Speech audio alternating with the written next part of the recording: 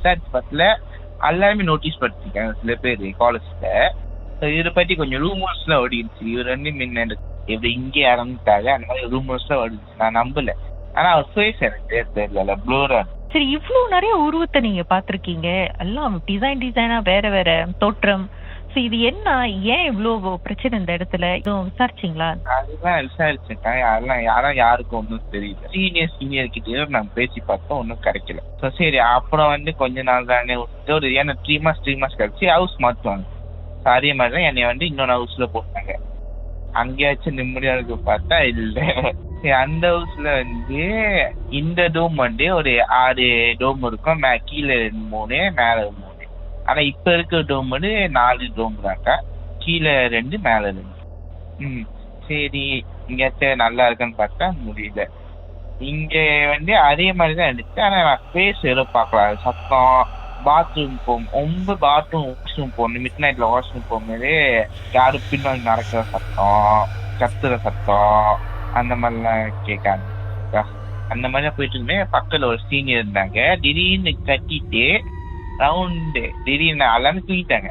திடீர்னு கட்டி ஒரு ரவுண்ட் அடிச்சு நான் அப்புறம் எந்திரிச்சு பார்க்க பக்கத்துல உட்காந்துருக்காங்க. அந்த நேரத்துல எனக்கு என்ன செஞ்சு இல்லை. நேரா போயிட்டு சொன்னேன், என்னாச்சு, ஏன் எங்க இருக்கீங்க?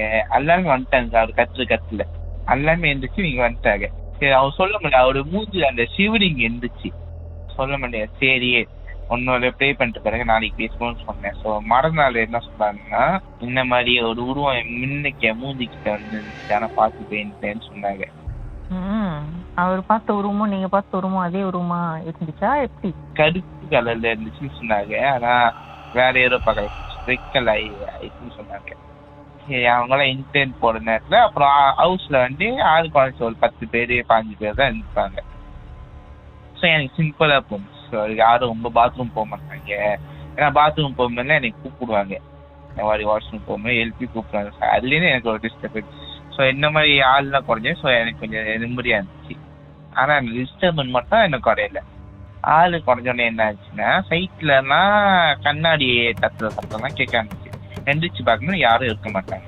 அதுக்கப்புறம் சரி, நான் ஒரு நாள் வந்து அவர் சொன்ன உருவத்தை பார்த்துட்டேன். வேற சரி, நான் பார்த்துட்டு ஒன்றும் இல்லை, போடிய மூஞ்சில மட்டும் அப்படியே படுத்து இருக்கும்.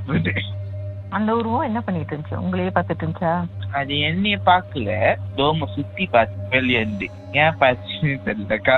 ஸோ 3 மாசம் அப்படியே போச்சு. வாஷ்ரூம் போகும்போதெல்லாம் டிஸ்டர்ப் பண்ணுவாங்க. கண்ணாடி சீட்டு ரவுண்ட் அடிக்குது. உங்க கண்ணுக்கு மட்டும் தான் தெரிஞ்சதா இல்ல மத்தவங்களுக்கும் தெரிஞ்சதா? இல்ல, மத்தவங்களுக்கு தெரிஞ்சது. நான் நோட்டீஸ் பண்ண வரைக்கும் ஒரு காலேஜ்ல ஒரு கொஞ்சம் பேருக்கு ஒரு 20 people கிட்ட நான் கேட்ட வரைக்கும் தெரிஞ்சுதான் சொன்னாங்க. யாரும் பார்டர் பண்ணல.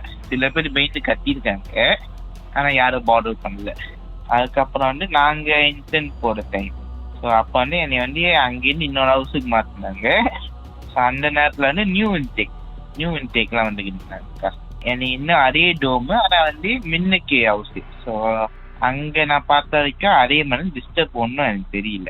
நியூ இன்டேக் வர வரைக்கும் நான் ஒரு 4 months கிட்ட அந்த ஹவுஸ்ல இருந்தேன். எனக்கு அவ்வளோ டிஸ்டர்ப் வரல. ஏன்னு தெரியல, ஏன்னா அன்னைக்கு ப்ரே பண்ணி பார்த்தேன், எனக்கு அவ்வளோ தெரியல நியூ இன்டேக் வர வரைக்கும். அப்ப இருங்க, பாட்டுக்கு பிறகு பேசுவோம்.